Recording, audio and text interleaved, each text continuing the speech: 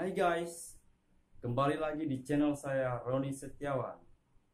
Di sini saya akan membahas tentang usaha pangkas rambut atau barbershop yang sangat menjanjikan. Karena selama rambut kita masih ada, rambut manusia masih terus tumbuh, maka selama itulah usaha pangkas rambut barbershop tidak akan pernah mati.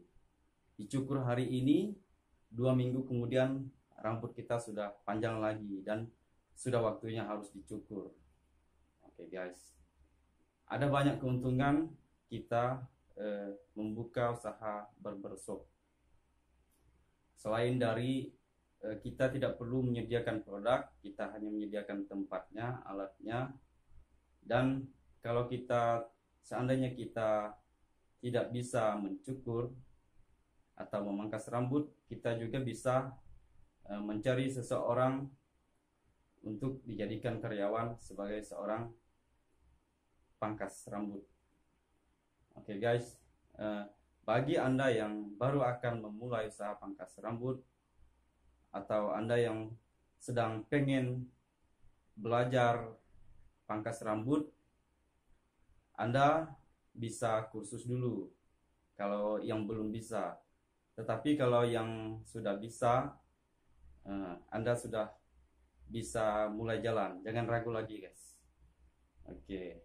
Dan seandainya sebelumnya belum pernah belajar pangkas rambut tetapi sudah bisa karena belajar sama teman memangkas rambut anak tetangga misalkan, kita juga boleh belajar lagi untuk meningkatkan pengetahuannya, untuk menambah nilai plusnya. Karena pada saat kita kursus pangkas rambut, di situ kita mempelajari beberapa model potong rambut ya. Jadi enggak hanya 1-2 macam kan. Kalau seandainya kita buka, jadi pelanggan, orang-orang yang datang ke tempat pangkas rambut kita tentunya enggak sama ya. Mungkin dia minta potongnya seperti ini, model ini, begitu guys. Dan bagi kalian yang memang belum punya basic dalam pangkas rambut, Anda bisa mengikuti kursus. Karena dulu saya pernah kursus pangkas rambut pada bulan Januari, dan saya waktu itu sama sekali belum ada basic sebagai seorang pangkas rambut. Jangankan pangkas rambut orang, nyukur rambut orang, saya pegang gunting aja belum pernah guys. Gunting rambut maksudnya ya, kalau gunting kertas udah sering lah ya. Ya guys, jadi pada waktu saya ikut kursus itu ternyata ada banyak orang yang tertarik untuk belajar pangkas rambut guys.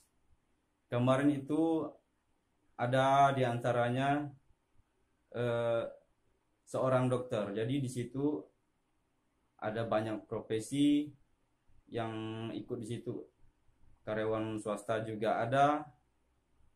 Terus bahkan ada dari Malaysia, ada orang waktu itu pas saya kursus di situ, jauh-jauh datang dari Malaysia juga ikut kursus pangkas rambut di situ guys.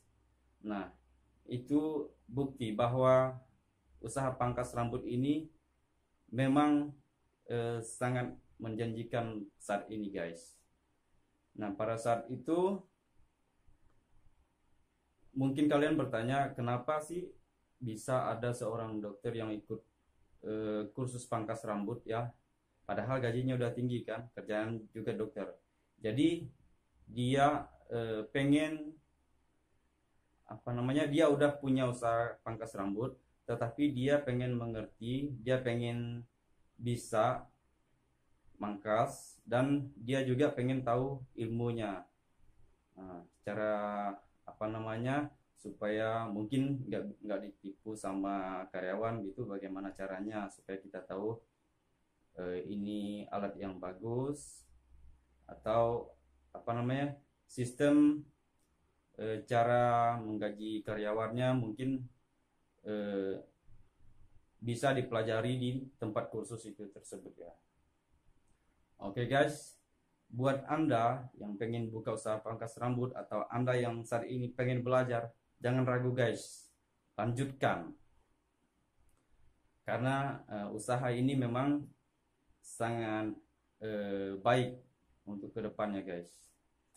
Jadi kita pangkas rambut tidak ada istilah musiman ya guys.